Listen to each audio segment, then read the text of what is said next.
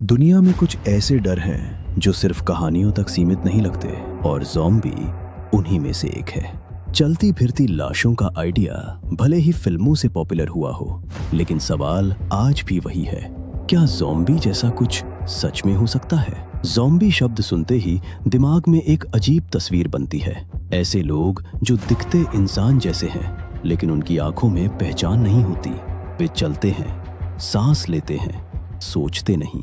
ये कॉन्सेप्ट इतना ज्यादा इस्तेमाल हुआ है कि कई लोगों को लगता है कि ये पूरी तरह कल्पना है। लेकिन जब हम नेचर और साइंस को ध्यान से देखते हैं तो कहानी थोड़ी अलग दिखने लगती है। प्रकृति में एक ऐसा फंगस पाया जाता है जो चींटियों को संक्रमित कर देता है। ये फंगस चींटी के शरीर में प्रवेश करता है, धीरे धीरे उसके नर्वस सिस्टम तक पहुंचता है और फिर उसके व्यवहार को बदलना शुरू कर देता है। संक्रमित चींटी अपनी कॉलोनी से दूर चली जाती है, एक ऊंचे पौधे पर चढ़ती है और वहीं खुद को स्थिर कर लेती है। इसके बाद फंगस उसके शरीर से बाहर निकलकर बढ़ने लगता है। यह पूरी प्रक्रिया इतनी सटीक होती है कि वैज्ञानिक भी इसे माइंड कंट्रोल जैसा मानते हैं, यानी एक जीव दूसरे जीव को अपनी इच्छा से चलाने में सक्षम है। जब लोग इस उदाहरण को सुनते हैं तो ज़ॉम्बी का विचार अचानक उतना असंभव नहीं लगता। अगर एक फंगस चींटी को कंट्रोल कर सकता है, तो क्या भविष्य में कोई माइक्रो ऑर्गेनिज्म इंसान के दिमाग को प्रभावित कर सकता है?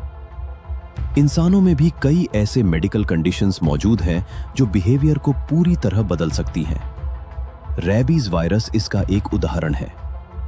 यह न्यूरोनस सिस्टम पर हमला करता है और संक्रमित व्यक्ति को बेचैन, आक्रामक और असामान्य व्यवहार करने पर मजबूर कर सकता है। इसके अलावा कुछ न्यूरोलॉजिकल डिजीज इंसान की पर्सनैलिटी, मेमोरी और डिसीजन मेकिंग को भी प्रभावित कर सकती हैं। कभी कभी लोग अपने ही परिवार को पहचानना बंद कर देते हैं, कभी वे बिना कारण आक्रामक हो जाते हैं और कभी वे पूरी तरह इमोशनलेस दिखाई देते हैं। ये सब ज़ॉम्बी जैसा तो नहीं, लेकिन उस दिशा की झलक जरूर देता है। अब एक हाइपोथेटिकल सिनारियो सोचिए। मान लीजिए भविष्य में कोई नया वायरस सामने आता है, ऐसा वायरस जो तेजी से फैलता है, सीधे दिमाग को प्रभावित करता है और इंसान की रीजनिंग तथा एम्पैथी को कमजोर कर देता है। ऐसी स्थिति में सबसे बड़ा खतरा इन्फेक्शन से ज्यादा बिहेवियर चेंज होगा। अगर लोग अचानक इर्रेशनल और एग्रेसिव हो जाएं, तो समाज की पूरी संरचना हिल सकती है। सबसे पहले डर फैलेगा, और डर हमेशा इंफॉर्मेशन से तेज फैलता है। सोशल मीडिया पर अफवाहें फैलेंगी, लोग जरूरी सामान जमा करने लगेंगे और पब्लिक प्लेसेस खाली होने लगेंगे।